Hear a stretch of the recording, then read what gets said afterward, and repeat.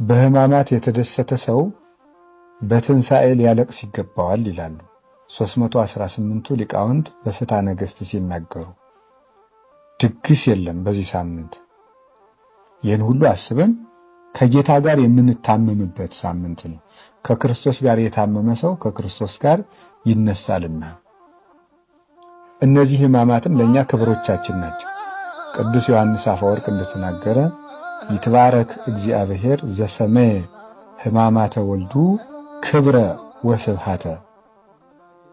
የልጁን ሕመም ለእኛ ክብር ያደረገ እግዚአብሔር ይመስገን። የልጁን ሕማም መከራ ለእኛ ክብር ያደረገ እግዚአብሔር ይመስገን።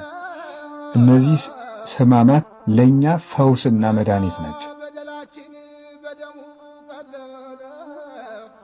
ወተወክፈ ሕማማተ እንተምሉ መድኃኒተ።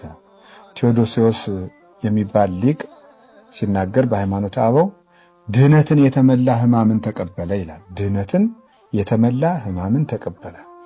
በተቀበላቸው ሕማማት ውስጥ ድህነት አለ፣ የሰው ልጅ መዳን አለ።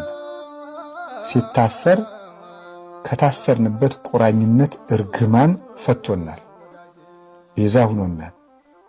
ሲከሰስ 5500 ዘመን የነበረብንን የዕዳ ደብዳቤና ክስ ደምስሶልናል።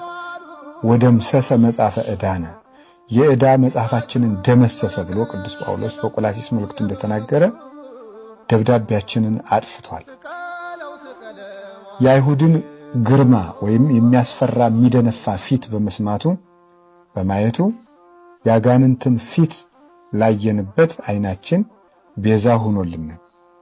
የአይሁድን ይሰቀል ይሰቀል የሚል ድምፅ ስለሰማው ጆሮ የአጋንንትን ማስፈራራት የሰማንበትን ያንን ድምፅ ቤዛ ሆኖልናል። እሱ ስለተገረፈ በሕማም 5500 ዘመን በሞት የተገረፍነውን ግርፋታችንን አርቋል። ስለመራቆቱ ከጸጋ ተገፈን የነበርነውን ወደ ጸጋ መልሶ የተጠመቃችሁ ሁሉ ክርስቶስን ለብሳችሁታል እንዳለ ቅዱስ ጳውሎስ በጥምቀት እሱን ለመልበስ አብቅቶናል። በመራቡ ምክንያት ቅዱስ ሥጋውን ክቡር ደሙን አጥግቦናል። ተጠምቶ ሐሞት እንደጠጣ ለኛ መራራ ሞትን አርቆልናል። ስለተቸነከረ ተቸንክረንበት የነበረውን የሞትን ችንካር የሞትን መውጊያ ሰብሮልናል።